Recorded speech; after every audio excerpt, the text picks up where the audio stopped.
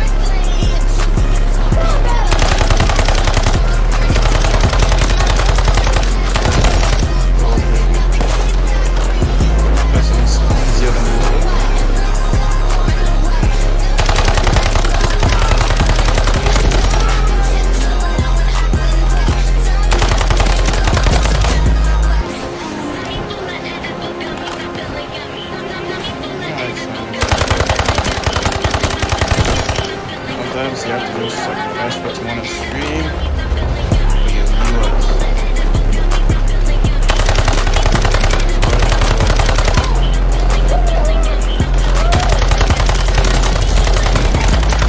Enemies attacking objective Alpha.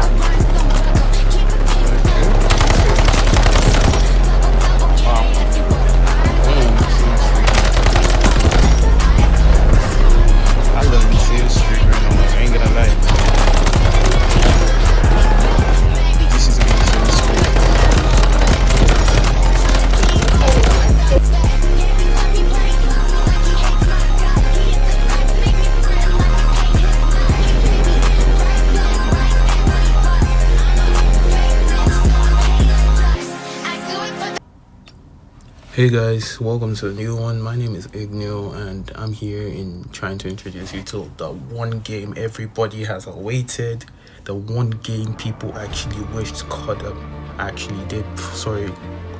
CODE, but was on mobile. Like, you know, Call of Duty was on mobile was a game we all expected to be like this, to actually give this vibe. But here we are in Delta Force getting the vibe we all wanted from Warzone Mobile. So let's get into what we're gonna do here. Basically, I'm gonna actually improve how you see this game and make you move from the basic noob to an advanced player. Not a pro, but someone who understands the mechanics of this game and you can actually move around and navigate your way through the game. So basically, what we're gonna start with is gonna be your HUD and sensitivity. So like, let's hit that right now, and basically this is a 4-finger HUD. Currently this is what I'm using, this is what I plan to use for a while before even changing to a 6. Well, basically on the right side of the screen you can see I have my aim, my slide, my jump, my prone, the button for zipline, and my inspection, and that's for the top right corner. And let's go down to the bottom right corner where you have my switch button and my action button, you know, the little things. Basically each button has their purpose, and why they're there is for my own tactical reasons, for where I use my 4-finger HUD and I easily put my slide and jump button next to my aim. That's my playstyle, it fits the way I play. And in the right side I have my reload, my control, my shoot, my peek, my emo button, and that also for holding lungs for snipers. That's basically what I use. So yeah, that's it for my HUD basically, and that's for my operators HUD, not my Warframe. My Warframe HUD is a little bit less complex and more direct. It's actually easy to understand, so I'll share this HUD basically and you can sync it up with your operators HUD, because this one has more detail to it, because I took my time to like make this, because there's some things I use in Warframe that I don't use in operators. That's this particular button. This particular button helps me switch between my scopes fast enough when I'm in a gunfight, and I will show you a real clip right now.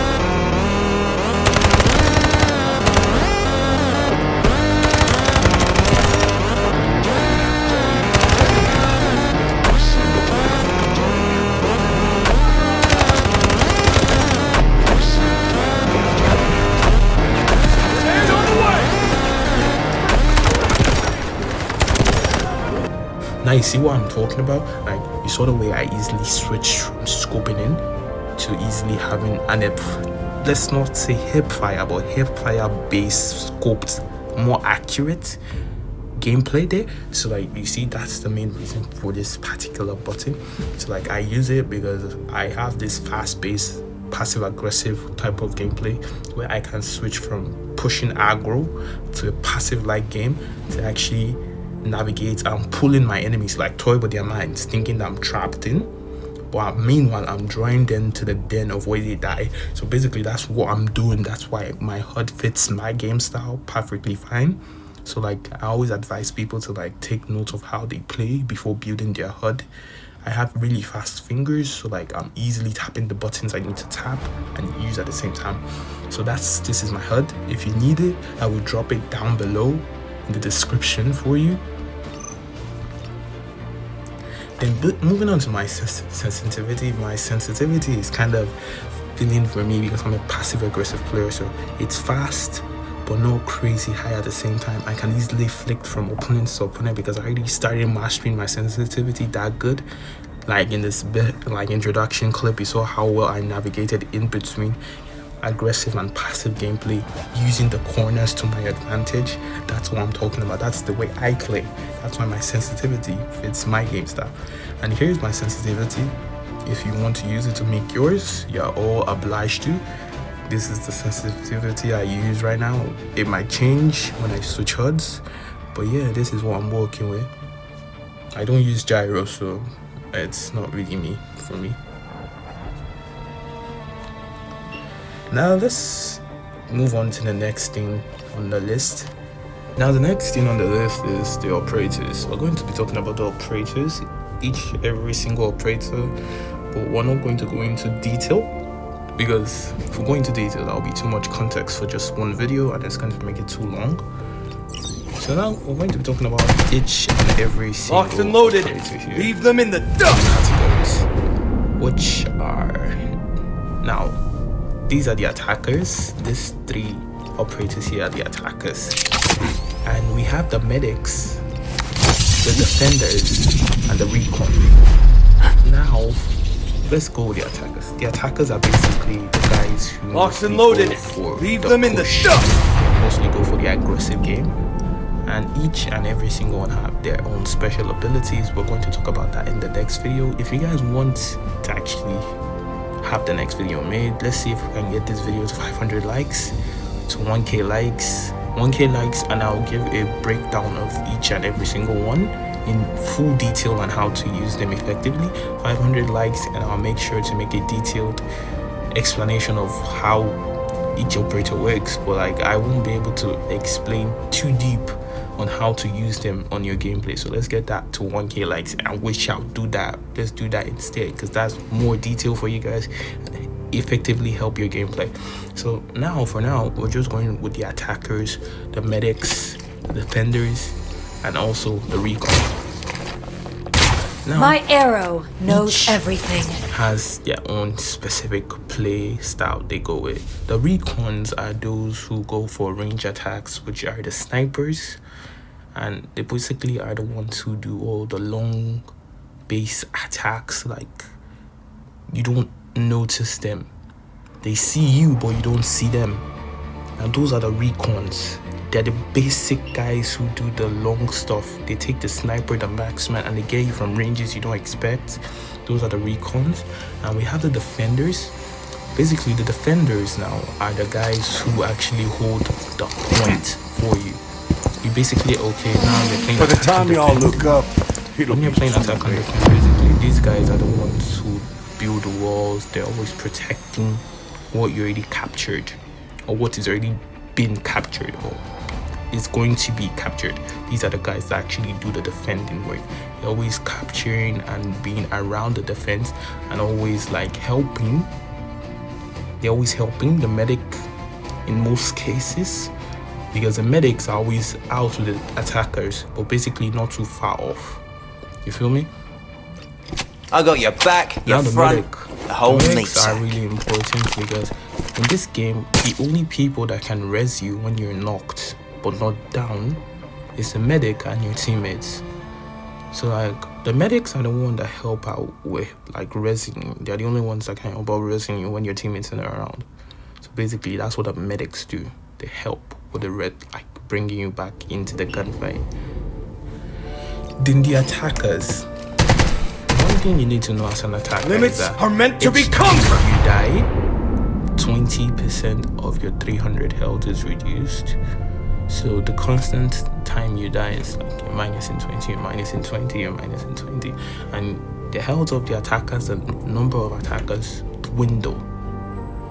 It dwindles. So the moment all your attackers are out, you lose the match. Or the moment you capture all points, you win the match. Like it's a basic of you're getting kills, but you still need to remember that you don't need to get killed to like put your team at a disadvantage. You feel me? Now we're going to actually talk about your loadouts. Basically, this loadout currently, I'm trying to build it, so I won't use this as an example, but this is the loadout I'm trying to build currently. But this is the loadout I already built and I'm using. Basically, this is not like Call of Duty that limits you to 5 spots for a loadout. Building your gun, you need to take one thing crucial. You need to take this panel crucial.